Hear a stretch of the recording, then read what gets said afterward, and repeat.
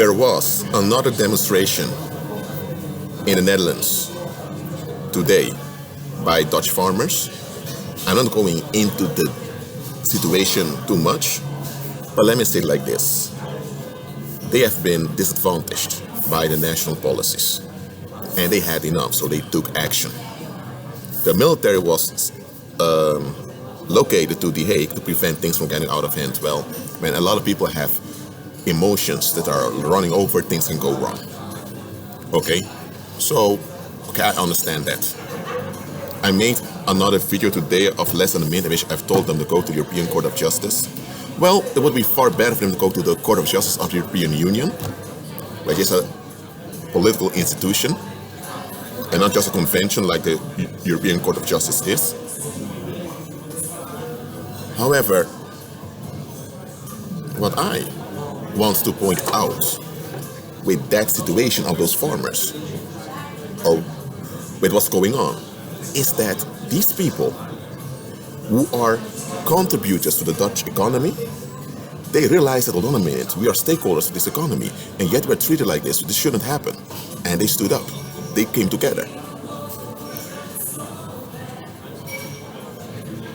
I want believers to realize that if commoners, maybe some of those farmers are believers, I don't know, but if commoners have the intelligence to come together when their estates are at stake, then why are believers not coming together? I was at the Islamic Center for an excursion. I'm not going too much deep into it. I'm just going to point out what's relevant for this message. The guide, whose name was also Rashid, same name as me, he made plain that they, as an Islamic Center, they want to make sure their people are educated, their people are integrated, and they want to remain independent from foreign money supplies. So it's that Muslims from that area that have their center with their own economy in the Dutch society. And he also made plain that there were hate crimes going on, but that all the bad stuff happened to them had a good outworking. So he looked at the bigger picture. And when I was listening to that guide, I was thinking, oh Lord, he's not even serving Christ, but he has so much knowledge. And here's the thing.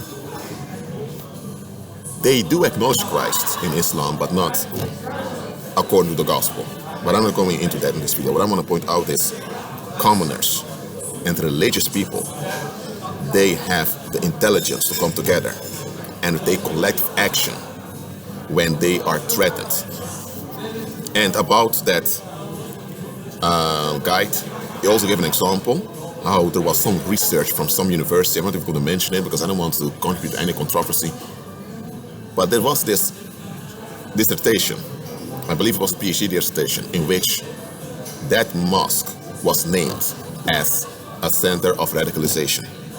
So the people at the mosque, when they read that, they contacted the university and told the supervisor to remove their names from the dissertation. They didn't want to do it, they sued them. And eventually, the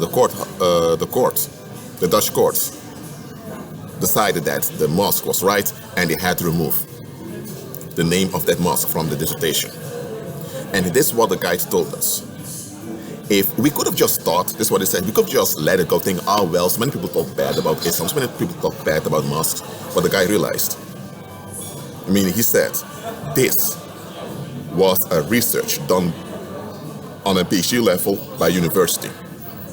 If we allow this to go unchallenged, later, when the government comes with repressive policies, they can justify it based on this scientific research. So that's why when the scientific research was published that associated that mosque with radicalization, immediately the Muslims stood up and said, no, we're not taking this. And they took action. First they approached the university. When they didn't want to comply, they took action. Why? Because if they would have remained quiet, I know what the guide meant. Later, when Islamophobia increased, people will say, according to a research, That mosque was involved in radicalization, that you will have violence against this mosque and those Muslims want to be safe.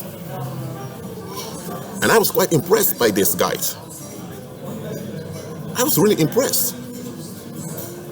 He, as well as the people of that mosque, they look at the bigger picture and they take actions to preserve their safety as well as their well-being as a community. And they invest in their own community. There even fell volunteers there. So I was thinking, whoa. You have a mosque that became an Islamic center. And they look at the bigger picture. They're practical. You have farmers coming together, making plain, we don't take this anymore. When are believers waking up from this Apollonian nightmare called the world? When do believers begin to walk by faith as we should? If commoners and even religious people know how to use their intelligence to get things done, believers with the power of the Holy Spirit, that's the power of God Himself. What is our excuse? What is your excuse? Be at peace.